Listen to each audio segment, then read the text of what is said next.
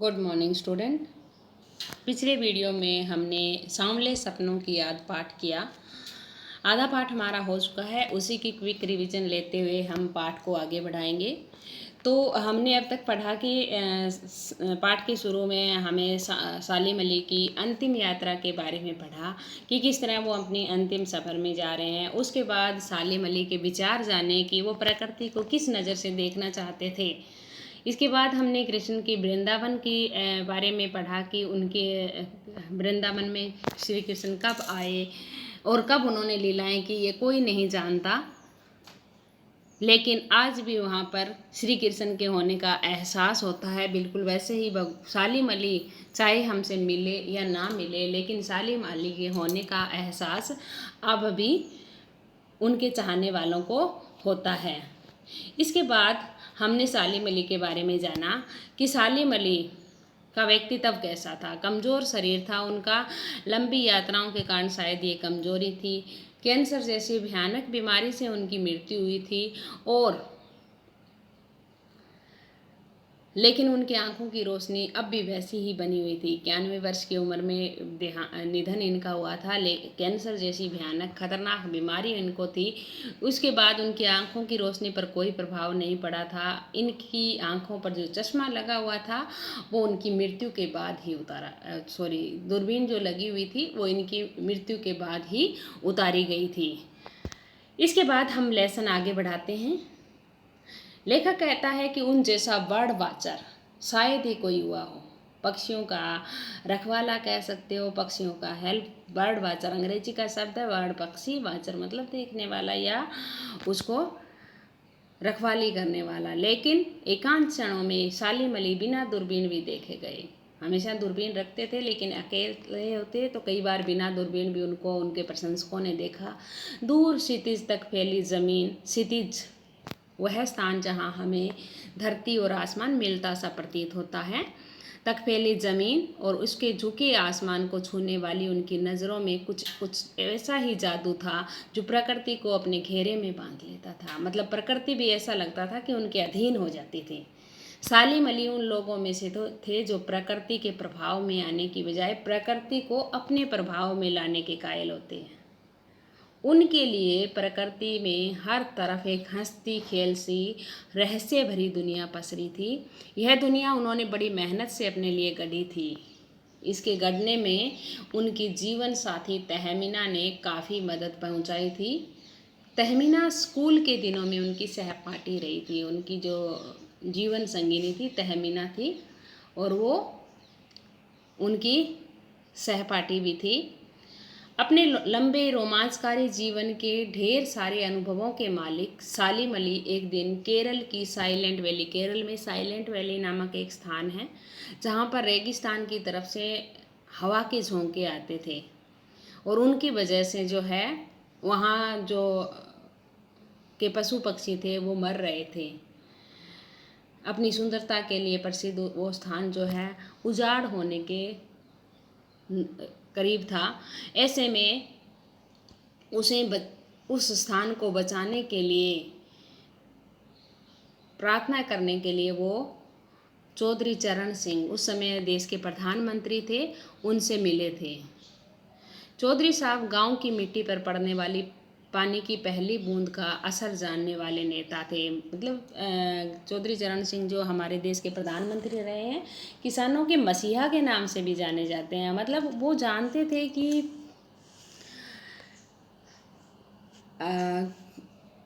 प्रकृति का महत्व क्या है, किसान के जीवन में प्रकृति जो है बारिश का क्या महत्व है, बारिश की पहली बूंद का असर जानने वाले नेता थे। मतलब ज़मीन से जुड़े हुए नेता आप कह सकते हो। पर्यावरण के संभावित खतरों का जो चित्र सालिम अली ने उनके सामने रखा उसने उनकी आंखें नम कर दी। बेटे यहाँ पर सालिम अली ने चौधरी साहब को क्या बताया इस बात का कोई वर्णन नहीं है, लेकिन सालिम अली ने इस तरह से उसको बताया कि प्रधानमंत्री की आंखों में पानी आ गया, आंसू आ गए, उनकी आंखें नम हो गई।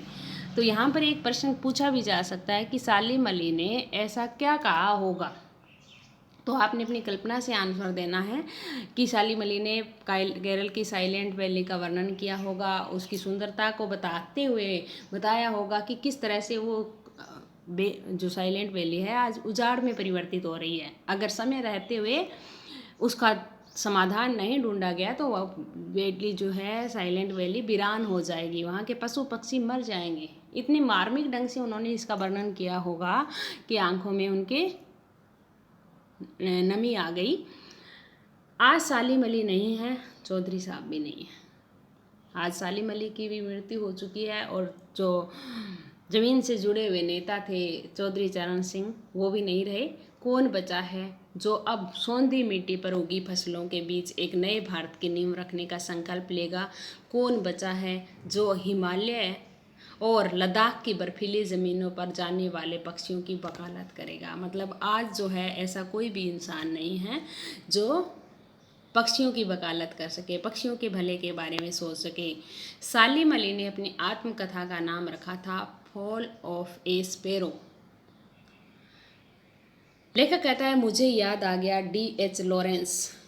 D.H. लॉरेंस बेटा 20वीं सदी 1885 से 1930 के बीच कह सकते हो कि अंग्रेजी के प्रसिद्ध उपन्यासकार थे। इन्होंने कविताएं भी लिखी थी, विशेषकर प्रकृति संबंधी कविताएं। अगर हो सकता है आपके सिलेबस में भी लॉरेंस की कविताएं हो, नहीं तो आपको बड़ी क्लासों में जब आओगे तो ज़रूर लॉरेंस से रिलेटेड कविताएं आएगी। प्रकृति संबंधी इनकी कविताएं उल्लेखनीय है। प्रकृति से D.H. लॉरेंस का गहरा लगाव था और सघन संबंध भी वे मानते थे कि मानव जाति एक उखड़े हुए महान वृक्ष की भांति है जिनकी जड़ें हवा में फैली हुई है। वे यह भी मानते थे कि हमारा प्रकृति की ओर लौटना बहुत ज़रूरी है।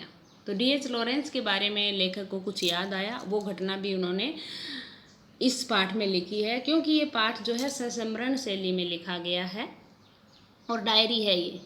मतलब लेखक को कुछ भी उस चीज़ से जुड़ी हुई बातें जब भी याद आती है तो वो उसमें लिख देते हैं। D.H. लॉरेंस की मृत्यु हुई, इनका जीवन काल बहुत ही कम रहा था।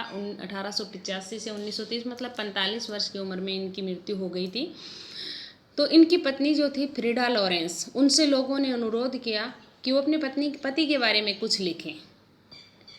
फ्रीडा चाहती तो ढेर सारी बातें लॉरेंस के बारे में लिख सकती थी, लेकिन उसने कहा, मेरे लिए लॉरेंस के बारे में कुछ भी लिखना असंभव सा है। पत्नी को अपने पति के बारे में लगभग सारी बातें पता होती है, लेकिन फ्रीडा ने कहा कि मेरे पास लॉरेंस के लिए लिखने के लिए कुछ है ही नहीं, असंभव है। मैं क्या लिखूं, क्या ना लिखूं, मुझे समझ में नहीं आता। मुझे महसूस होता है कि मेरी छत पर बैठने वाली गोरैया लॉरेंस के बारे में ढेर सारी बातें जानती है। मतलब वो अपना ज़्यादा समय क्या था, प्रकृति के साथ बिताते थे। उनका जीवन बिल्कुल एक खुली किताब की तरह से था। मतलब लॉरेंस के जीवन में कुछ ऐसा था ही नहीं जो किसी को ना पता हो। मुझसे भी ज़्यादा जानती है। वो सचमुच इतना खुला और सादा दिल आदमी था।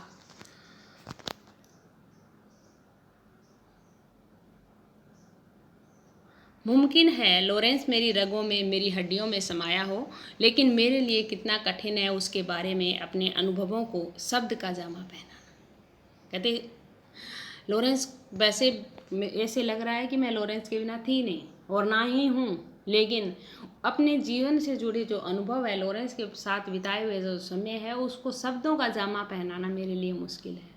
मुझे यकीन है मेरी छत पर बैठी गोरैया उसके बारे में और हम दोनों के बारे में ही मुझसे ज़्यादा जानकारी रखती है। इसके बाद लेखक ने बताया कि जटिल प्राणियों के लिए सालिम अली हमेशा एक पहेली बने रहेंगे। बचपन के दिनों में उनकी एयर गन से घायल होकर गिरने वाली नीलेकंठ की वह गोरैया सारी जिंदगी उन्हें खोज के नए नए रास्तों की तरफ ले जाती रही।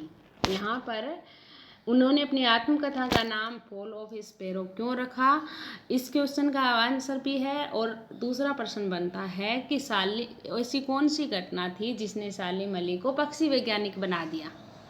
तो दोनों प्रश्न का उत्तर यही आएगा कि बचपन में वो एयरगन से खेल रहे थे और एयरगन से खेलते खेलते उनकी एयरगन से एक गोरैया नीलेकंठ वाली जो चिड़िया होती है वो घायल हो गई थी।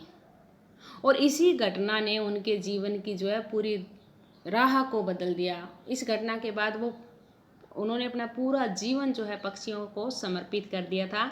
जिंदगी की ऊंचाइयों में उनका विश्वास एक क्षण के लिए भी नहीं डिगा। वो लॉरेंस की तरह नैसर्गिक होता है, स्वाभाविक जिंदगी का प्रतिरूप बन गए थे। सालिम अली प्रकृति की दुनिया में एक टापू बनने की बजाय अथाह सागर बनकर उभरे थे। टापू क्या है? समुद्र के बीच उभरा हुआ छोटा सा स्थान। और अथाह समुद्र जिसका कोई और छोर ही नहीं होता। बिल्कुल वैसे ही सालिम अली भी क्या है, उनके पास पक्षियों से जुड़ा हुआ इतना ज्ञान था जिसका अंत नहीं था। उन्होंने अपना पूरा जीवन 20 वर्ष के बाद मान लो आप, तो भी 70 वर्ष उन्होंने पक्षियों की खोज में बिताए हैं। तो उनके पास कोई ज्ञान का असीमित भंडार था। जो लोग उनके भ्रमणशील स्वभाव और उनकी यायावरी क्या होते हैं? यायावर घुमक्कड़ जो लोग होते हैं, एक स्थान पर टिक कर जो नहीं रहते, जो लोग उनके भ्रमणशील स्वभाव और यायावरी से परिचित है, उन्हें महसूस होता है कि वो आज भी पक्षियों के सुराग में निकले हैं। उन्हें लगता है कि सालिम अली पक्षियों को ढूंढने के लिए गए हैं और कुछ समय बाद, महीने 2 महीने का सफ़र है, उसके बाद वापस लौट आएंगे।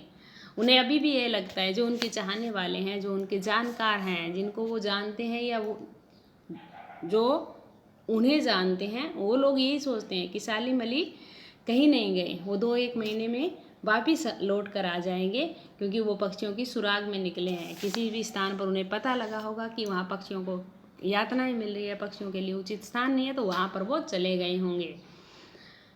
और अब अभी गले में लंबी दूरबीन लटकाए अपने खोजपूर्ण नतीजों के साथ लौट आएंगे। नए नतीजे उनके हाथ में होंगे और नई जो है समस्याओं का समाधान उनके पास होगा और वो वापस लौट आएंगे। जब तक वो नहीं लौटते, क्या उन्हें गया हुआ मान लिया जाए? कि जब तक वो नहीं आते तो क्या उन्हें गया हुआ मान लिया जाए? मेरी आंखें नम हैं, सालिम अली तुम लौटोगे ना? लेखक को भी लगता है कि उन्हें वापस आना चाहिए, क्योंकि अगर वो नहीं आए तो पक्षियों का जो सबसे बड़ा मसीहा था वो नहीं रहेगा, तो पक्षियों के बारे में, प्रकृति के बारे में सोचेगा कौन? तो यहाँ पर हमारा पाठ समाप्त हो गया है। इसमें उर्दू के शब्द भी प्रयोग हुए हैं, अंग्रेजी के शब्द भी प्रयोग हुए हैं, सामान्य बोलचाल के कुछ शब्द भी प्रयोग हुए हैं। ध्यान रखने योग्य बात यह है कि ये डायरी शैली में लिखा हुआ सहसंबरण है। धन्यवाद। आपका दिन शुभ हो।